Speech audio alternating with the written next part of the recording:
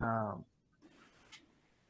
okay, now I will introduce the next research talk, Dr. Rosanna Collepardo. Now, Dr. Pallab, you might Collepardo. want to, I'm sorry to interrupt. Pallab, you might want to switch on your video so that Rosanna knows who's introducing her. Okay, okay, sure. I'll also try my slides because I've never presented in Google Meet before. So Oh, hopefully, yeah, yeah, yeah. It's let's a see little if it different works. from Zoom. Yes. Yeah, so I just do like present now first, or Yes. okay. So, Rosanna, I think there are two ways to do present now. You can either choose the program, it could be PowerPoint or Keynote, or you can present your entire screen. The presenting the entire screen works better because then, with only one program, it becomes a little bit clumsy. But if you Ah, present the okay, entire screen and then just have your presentation on the screen, that is a little bit better than presenting only one program. okay. So are you seeing my screen now? Okay, I'm okay. Yes, we are. Yeah. Are you okay? So Okay. okay, let me check because I wanted to open the PowerPoint first to see because I didn't have it open. So let's see. Ah,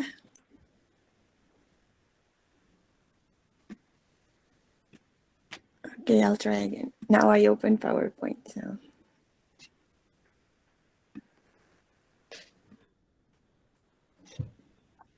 Meanwhile, Pallab, you can talk about the speaker while she is working on that. So now let me introduce our next speaker, Dr. Rosanna Collepardo. She did her PhD in theoretical chemistry from the University of Oxford. In her postdoctoral research, she worked at the Institute for Biomedical Research, Barcelona Supercomputing Center as a Marie Curie Fellow. She had also worked with Professor Dan Frankel and David Wells. Now, in 2016, she started her group as a Winton Advanced Research Fellow in University of Cambridge.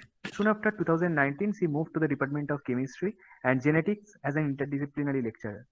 Her main research interest focuses on the mechanisms that determine the packaging of DNA inside cells, the DNA structures, epigenetic phenomena, and the relationship between the structures of genomes and the gene expression regulations. And rest of her research interest we will directly know from her. So, Dr. Collepardo, the stage is yours. thank you. Can you see my screen like like Yes, without yes, my yes. notes? Yes, Rosanna, we can see it Okay, very nicely. perfect. Because now I don't see you. I don't know what happened, but as long as you see me, that's perfect. Okay. So thank you very much for inviting me. I'm very excited to be able to present to you some of the work that we do in my group. But before I start, I just want to say that it's really nice to get invitation from students. So I was very excited about that. And all the work that we do in my group, as you will see, is completely computational, but we work very closely with experimentalists in collaboration. And what we do is we develop multi-scale models to try to investigate how the physicochemical factors that dictate the organization of biomolecules inside cells might vary under different conditions. And among these, one of the main research interests that we have in my group is investigating genome organization by means of these computational and theoretical approaches. And this is a field that has gained a lot of attention because genome sequencing today has become very efficient, so it can now be used as a routing tool. And now this has pushed the challenge to try to more interpret our genome, so finding out how the genome functions. And this is a very hard problem because of many reasons. First, genomes are huge. So here in this cartoon, I'm trying to show you that if we actually were stretching out the human genome, that would be over 2 meters long. And it has to condense enormously in order to fit into this tiny nucleus of the cells, which are almost 1 million times smaller. Secondly, this condensation process is highly complex. And to put this in context, I'm showing you here a really cool analogy that I heard from Caroline Luger, which is that this extreme compaction and also organization would be more or less equivalent to trying to fit a thin human hair, a 20-kilometer long human hair, into like a really small golf ball. And not only that, but also trying to keep the hair organized in a way that you can efficiently search for a specific region of that super thin hair while the hair is still inside the golf ball. In addition, like folding, let's say, a piece of paper differently to obtain different outcomes, like I'm showing you here in the cartoon for like Japanese paper origami, folding the same DNA information differently across different cells seems to be influencing the way in which cells organize acquire their identity. So in very, very simple terms, let's say how the same DNA information can drive cells to become heart cells or brain cells. And motivated by this, the question that we are trying to answer in my group is how. So how does these different ways of organizing the same DNA information emerge? And how is chromatin organization shaped and maintained in terms of these biophysical and molecular mechanisms? And in order to give you a bit more context of what we do, let me explain you more or less what we know about this genome organization at the molecular level. So here we have a condensed state of chromatin, of the genome that is called chromatin normally. And if we were actually able to zoom in into this compact folded genome to see how it is organized at the molecular level, we would first see that inside eukaryotic cells, like our cells, the DNA is not found free. The DNA is always complex with proteins that are called histone proteins, forming these very, very important cylindrical, semi-cylindrical nanoparticles that I'm showing you here that are known as nucleosomes. Now, nucleosomes have some very important properties. One is that they have 10 of these disordered protein regions. These are kind of like flexible arms that are also highly positively charged that extend out of the nucleosomes and allow these nucleosomes to contact distant neighbors, distant nucleosomes, other proteins, and also faraway DNA regions. So these histone tails allow nucleosomes to begin organizing the DNA information and condensing it, so kind of acting like a smart glue, as I wrote here in the analogy. So not only condensing the information, but also expertly organizing it. Now, the next question that we could have is how does these nucleosomes actually, via these disordered histone tails, allow this selective organization of the DNA information? And again, if we were able to zoom in into this folded genome, we would see that on top of this DNA that I mentioned and the nucleosomes, chromatin, the genome, carries an extra layer of chemical information that is normally known as the epigenetic code or the epigenome. This code consists of a wide range of chemical modifications that can happen on the different histone tails and the histone core proteins, and also on the DNA, and also different additional proteins that can bind selectively to some of these different marks. And very interestingly, this wide range of different chemical modifications are not organized homogeneously across the genome, but they form different groups, different combinations. And some combinations of these marks can give rise to active domains, so regions of the genome where the genes are on, and some different combinations, even with overlapping ones, can give rise to inactive domains. These are domains where the genes are off. One of the problems here is that at present, the organization of all the molecules, including these nucleosomes, inside these different domains is not well understood. And one of the problems is that solving the organization of this small 10 nanometer nucleosome that I mentioned inside this very dense micron-sized nucleus is a very challenging problem. And for a start, nucleosomes lie within the blind spot of many standard imaging methods. This has resulted in chromatin mainly being resolved at two limits. One is the limit that I'm showing you here, which is small system sizes, so only a few nucleosomes, but with very high resolution, so atomistic or near atomistic resolution, or systems that are larger than the sizes of genes and therefore are functional relevant, so we can learn about how structure and function might be interlinked, but at very low resolution. So resolutions that just barely allow us to identify different nucleosomes, but that rely heavily on computational modeling as well to match the observables to the structure that can be proposed.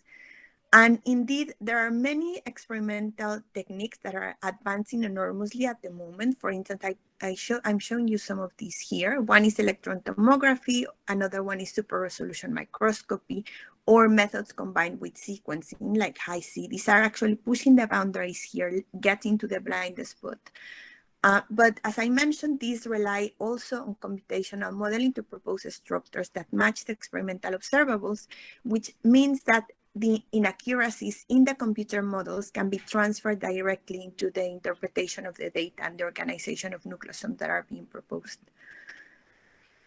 Actually, one of the main sources of error in modeling this chromatin structure at the moment at high resolution is the neglect of heterogeneity, this chemical heterogeneity that I mentioned, the epigenetic code, and also the intrinsic factors that vary also within the genome.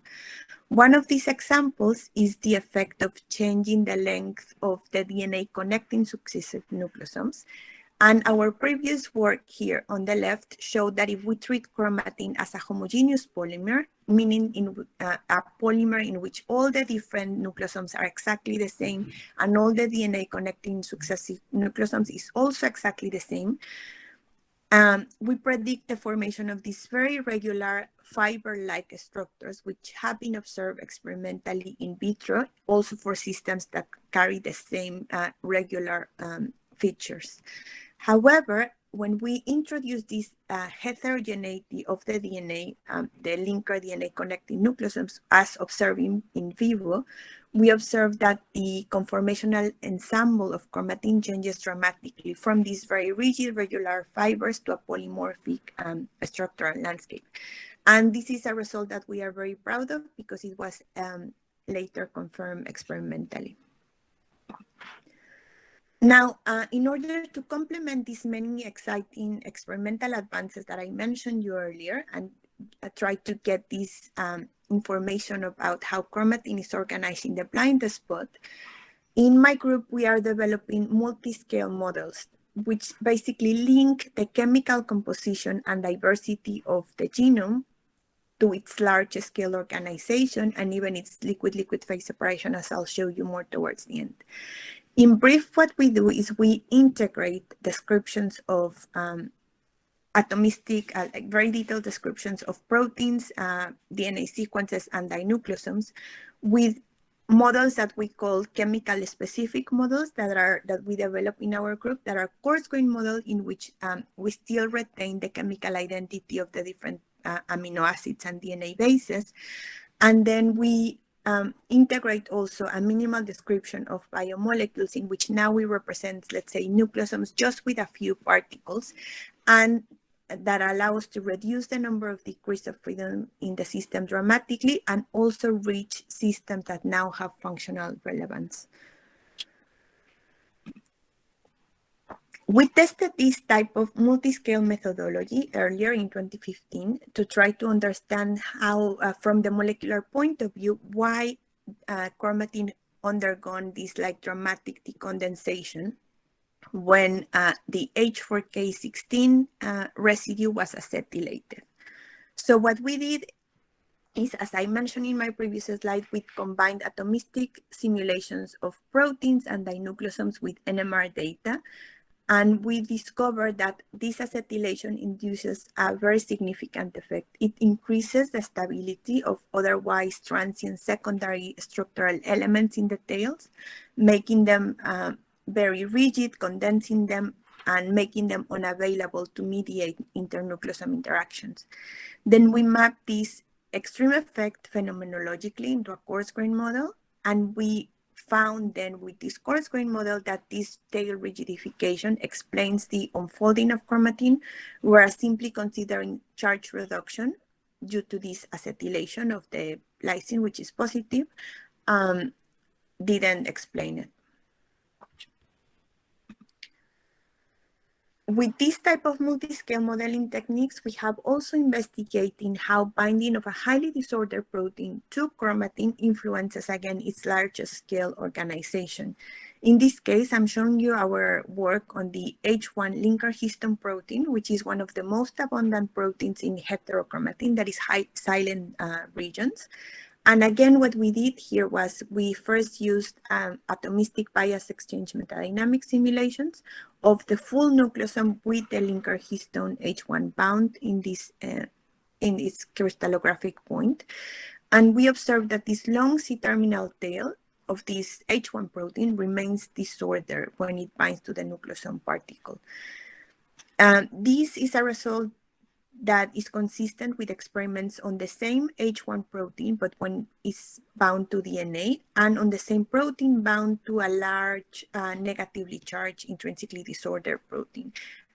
However, for the protein bound to the full nucleosome, this had long been speculated, but it had not been shown. Interestingly, our simulations also revealed that this disordered nature of the H1 protein increases significantly the flexibility and the fluctuations of this linker DNA that connects successive nucleosomes. And as a result, it also enhances this structural irregularity of chromatin. Now, to try to get closer to mimicking, at least in part, some of this enormous complexity that I mentioned of in vivo chromatin, as a starting point, we are at the moment in my group addressing a few points. One is this chemical heterogeneity of like protein and DNA within chromatin, and also binding of additional proteins to chromatin, and the key observation that nucleosomes themselves are not these disc-like rigid particles as I presented to you at the beginning, but they are also highly dynamical and heterogeneous particles. That is, thermal fluctuations cause some of this DNA that is wrapped around the histone core to spontaneously unwrap and rewrap in a phenomenon that is called, like I'm showing you here, DNA breathing or nucleosome breathing or nucleosome unwrapping as well. So for this, my student Steve recently developed a coarse-grained model of chromatin that has this chemical specificity. With this, I'm meaning that the DNA is sequence dependent and all the amino acids as well carry their chemical identity. And importantly, our model does not force the DNA to be bound permanently to the histone core, like most of the models, or I think all of the models at the moment, but rather this binding between the protein and the DNA emerges as a result of electrostatics and hydrophobic interactions, and also the sequence-dependent mechanical properties of the DNA, which are crucial for these kind of configurations. And also, it is in quantitative agreement with mechanical unzipping experiments of nucleosomes at single base per resolution. Now, when we use these kind of approaches to model the behavior of chromatin with nucleosomes that can breathe, as I am showing you here in the movie, we see that nucleosomes remain intact. They are still formed, but chromatin has this impressive flexibility. So it doesn't form like a rigid-like fiber. This is consistent with the idea that chromatin populates this wide range of structures, as I was trying to show you towards the beginning. And in particular, this is a behavior that has been called the liquid-like organization of chromatin, or liquid-like behavior of chromatin by Maeshima and colleagues, because of this high structural variation, its disorder.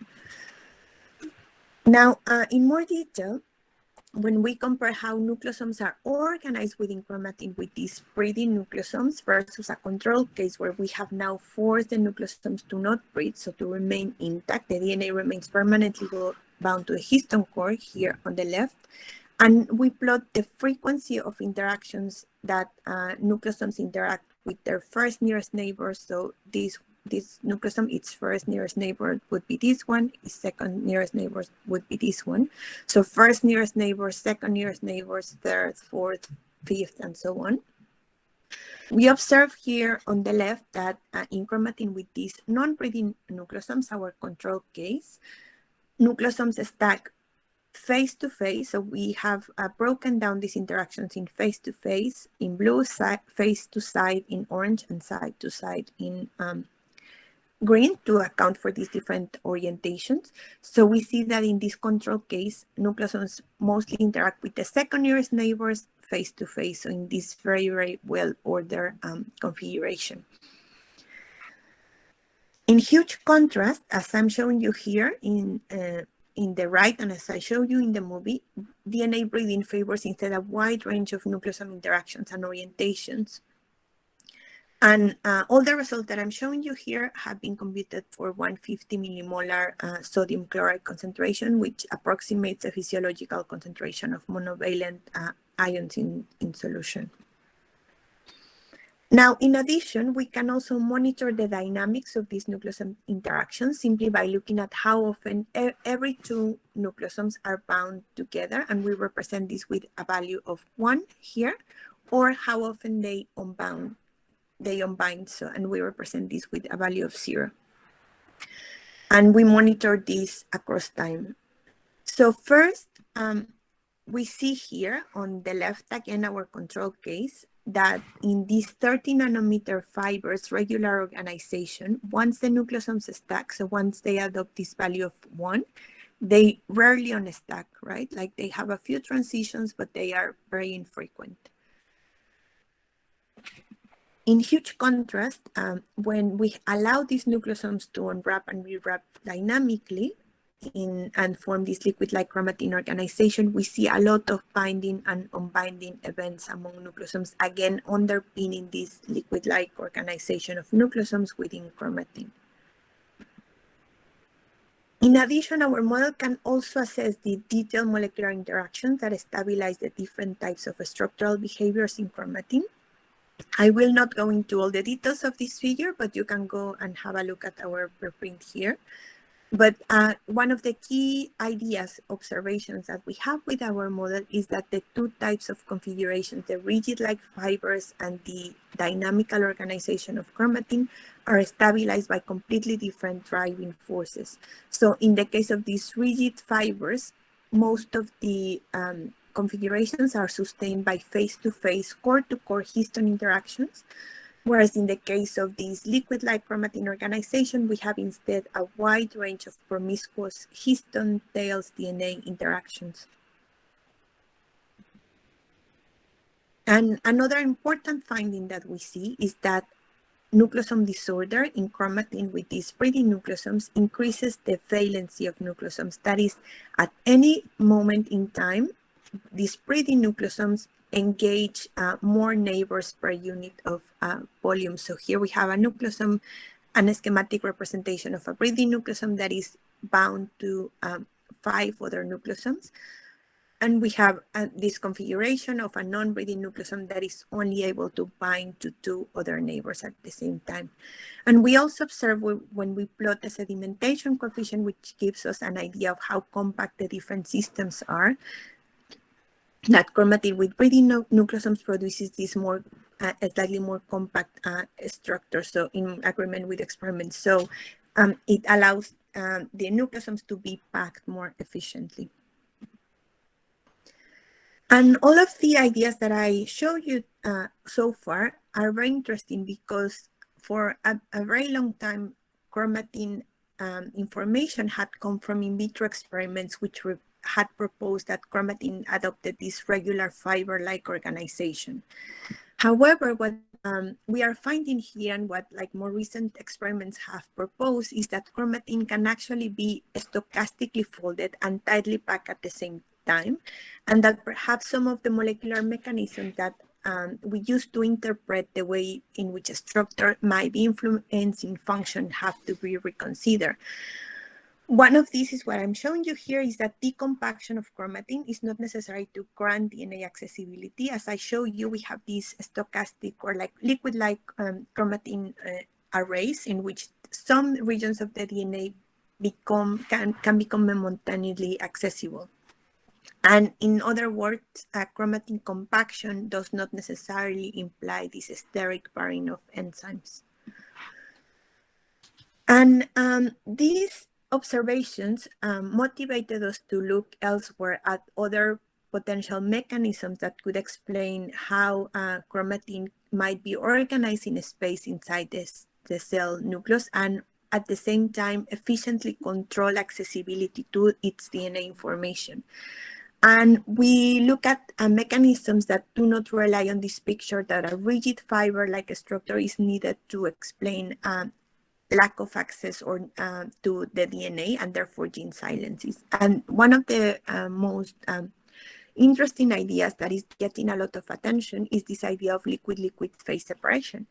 In very simple terms, the idea is that within the cell nucleus, chromatin is not found by itself, but is immersed in a very complex and crowded biomolecular environment where it is in contact with a highly multi-component mixture of proteins and RNAs.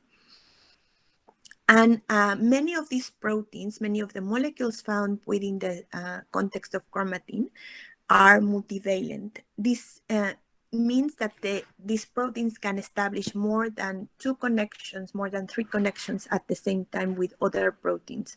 And these connections are weak and transient typically.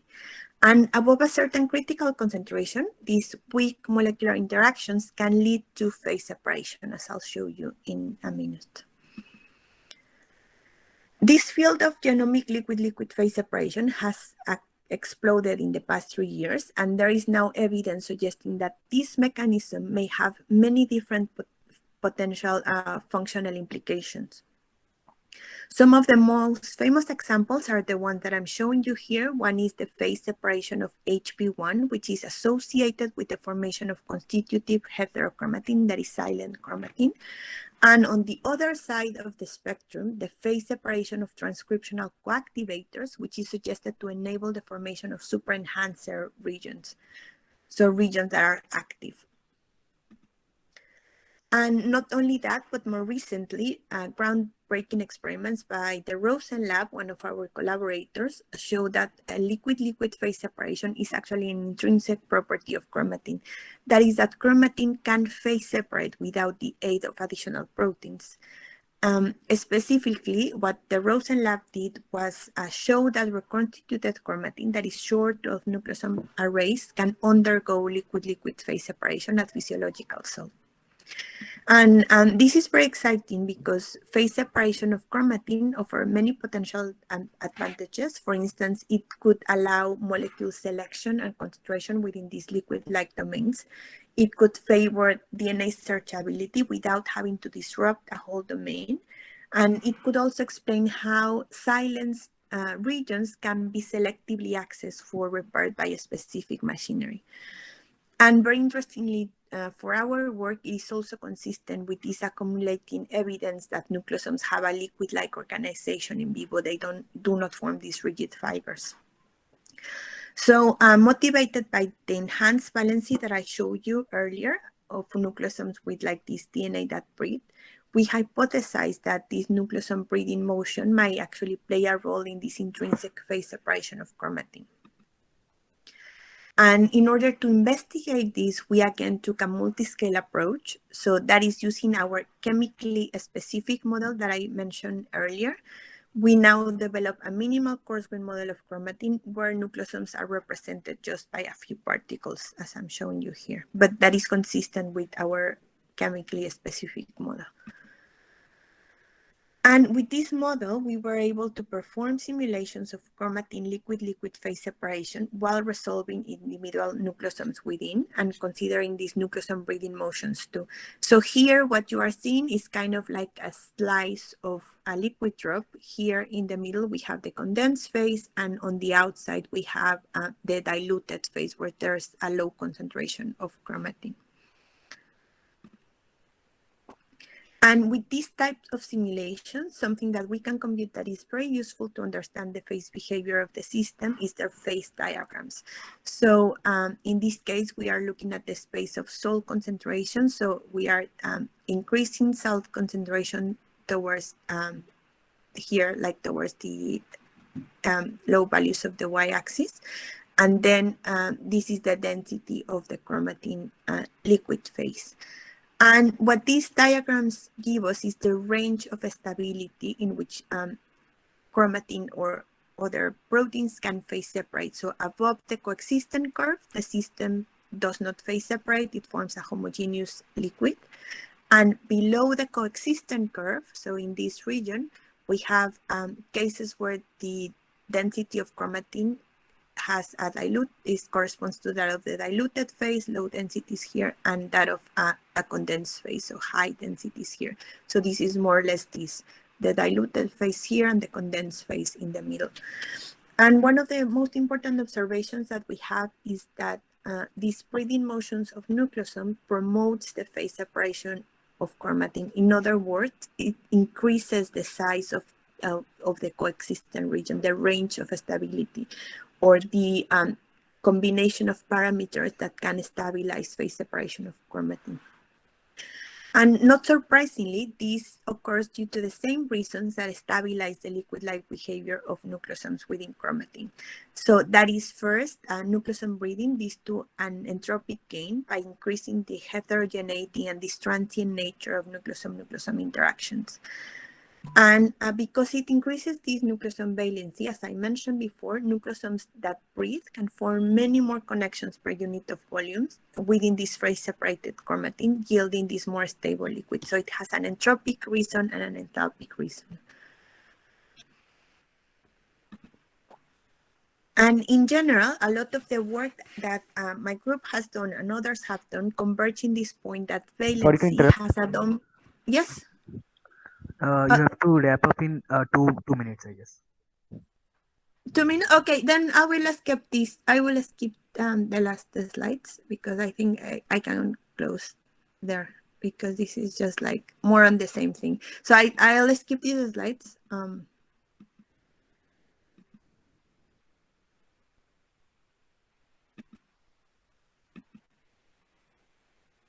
Sorry, I'm almost there. Okay, so in summary, what I tried to show you today is how multi-scale models can complement experiments and help us link these subtle atomistic effects like nucleosome breathing to large-scale chromatin organization, allowing us to capture some of the complexity of in vivo systems and also uncover molecular and biophysical factors that dictate genome organization and this condensate formation. And finally, I would like just to thank again the organizers for inviting me and my students and postdocs for all their hard work and our funding and our collaborators, and thank you for listening. I'll be happy to answer your questions now. I think I will stop my slide share because I cannot see you otherwise. Yes. Thank you, Dr. Collepardo, for this beautiful talk. Now I will ask for questions. Yes, thanks. Yes, sure. There are many. So Pallab himself had a question, which you can go ahead and ask. Meanwhile, I will type my question in the chat box. Okay, there are already a series of questions. Can this DNA packaging or condensation by protein exclusion be compared with the protein folding by increasing entropy of surrounding waters? Again, I didn't get your question. Can you repeat, please? During protein folding, we see the water exclusion happens. That increases the entropy of water. Similarly, can we compare this to the DNA condensation by protein exclusion? Yes. So I was only here mentioning the enthalpy contribution and entropic contribution of just the protein, but you are completely right. An additional effect that we see upon phase separation comes from the contribution of the entropy changes in the binding of water to the different proteins. So as this phase separation or condensation of chromatin happens, also water is released. So we have an entropic gain from the release of water molecules that are binding to specific sites in the biomolecules. So yes, definitely, that's an important effect. Thank you. Okay, now there is a question from Dr. Nilanjana Sengupta. Is it sorry, scale the coexistence region by modulating the viscosity or thermal energy? Yes, actually, that's like a very like hot field at the moment in these studies of phase separation. There's the material properties of these condensates seem to be heavily influenced by the chemistry of the proteins that are engaging in forming these liquid phases, or also different modulating factors. For instance, pH, temperature, changes in salt concentration can all fine-tune the strength of the interactions among biomolecules. And typically what we have is that an increase in the strength in these protein-protein interactions or protein-DNA interactions increases the viscosity of the liquid phases and can yield even like a gel-like state. So going all the way from like a very low viscosity liquid to a high viscosity system to a gel system that is in an dynamically arrested state. So yes, and this is not something that is well understood at the moment because it's very challenging to measure the viscosity of these liquids inside in vivo, but it's a very active field of research. So by looking at model systems experimentally, people have observed how changing the components of these liquid phases, you can fine-tune completely the viscoelastic properties of these liquids. So yeah, that. In addition, is it also possible to, at least in the model, scale the temperature and kind of find, a thermal effect where perhaps there's a switchover temperature below which you will probably not even get the difference between breathing and non-breathing modes, and hence kind of prevent any phase separation? I mean, do you observe that in any Okay, I get what you are saying. Yes, so in our simulations, the temperature controls kind of the energy scale of the system that we are looking at. So yeah, definitely, if we modulate the temperature, we can modulate the strength of interactions among the different components. So lower temperatures would mimic a stronger binding interactions, and higher temperatures the opposite. In this case, we have done everything at a constant temperature because we were trying to compare with the data of our collaborators. But for like our protein liquid phase separation simulations, we have actually computed these phase diagrams in the space of temperature versus concentration. And yeah, we see this as you increase the temperature, you can get to a regime where phase separation is not observed. And one of the ideas is that these liquid phases form inside cells, and they are either promoted or dissolved by the cell changing its conditions to kind of change its position within the phase diagram. So it can be, one speculation is that the conditions within the cell are kind of on the brink of phase separation, so very close to the critical point. So as you change slightly, let's say, pH, cell concentration, or in some systems, the temperature too, you can move into the liquid coexistent region or the homogeneous phase region. Wonderful. Thank you. Thanks. Okay, I guess there is a comment from Dr. Vidisha Shina. Do see transcription factory like separation of active genes. Do I see what? Sorry? Okay, Vidisha ma'am, can you speak out? Yeah, hello. It was a wonderful talk. Sorry that Thank you. I'm traveling, so I might not be very clear.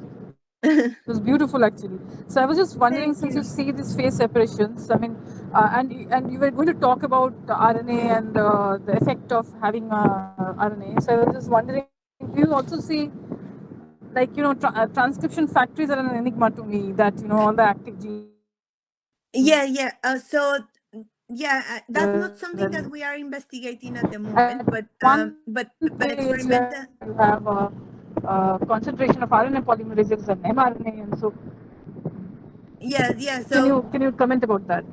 yes, definitely. That's like a very exciting observation. That's not from our group. It's like an experimental observation. And the idea there is that you have active regions of the genome where specific transcription factors and cofactors.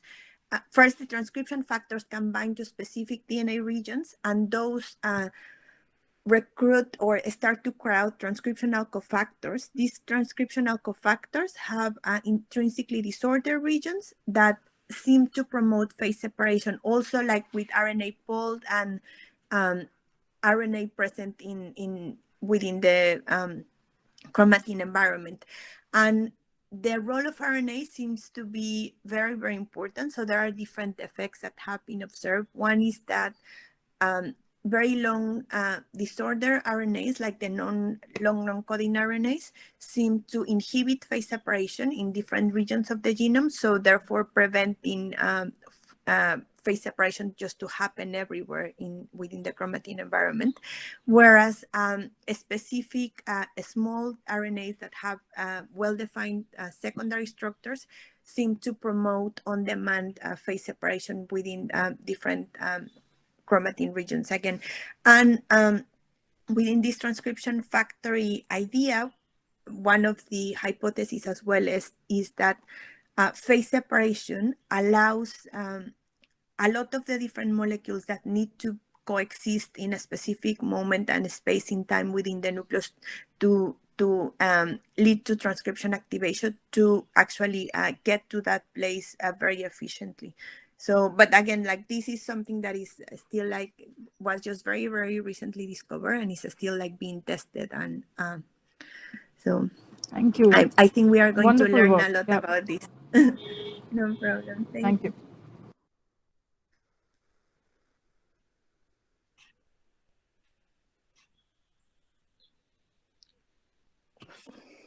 Pallab, your audio was muted. We could not hear you. There is the last question from Dr. Durva Sengupta. Is the minimum model a solvent-free or an implicit solvent model? Yeah, our minimal model is implicit solvent model. So we have parameters to capture mostly the screening by ions at physiological conditions. And the fact that the solvent is implicit is extremely important for our simulations because we are trying to get to this region where we are monitoring the interactions among thousands and thousands of nucleosomes. So if we were to add solvent, then we would limit a lot the scope of the type of simulations that we can do. So what we are trying to do is get like parameters and ideas on how to describe these systems with like the least number of degrees of freedom by first doing atomistic simulations. And in those cases, we do use like explicit solvent and ions and everything, and also experimental data for validation or for parameterization of our techniques as well. So that part is a challenge by itself, just getting the right to, and before you go forward. So that itself is a by itself, I think. Yeah, that's kind of the more challenging part. So in all the type of approaches that we use, like coarse graining, as you probably can imagine, it involves a lot of approximation. So the models that we have are extremely approximate, and in order for them to reproduce or to be valuable to actually understand what's happening in real systems, we need to validate them very thoroughly. And also, even after we have validated them, we have to be careful on only using them within the context of like the conditions that we have validated and where we can trust them, because otherwise our predictions might not make sense at all. Fantastic work, Rosanna. I'll catch up Thank with you. Thank you, Nila. So much for coming in. Sorry, I couldn't hear. Sorry. Thank you so much for coming in. I'm seeing you after Dr. several Collepardo. years, actually. Pallab, Thank you very much for inviting me. It was really good to be here. And there are a few student talks, so therefore you can stay back. if you have the time. So yeah. Okay. Over to Yeah, you. Thank you very much. Thanks.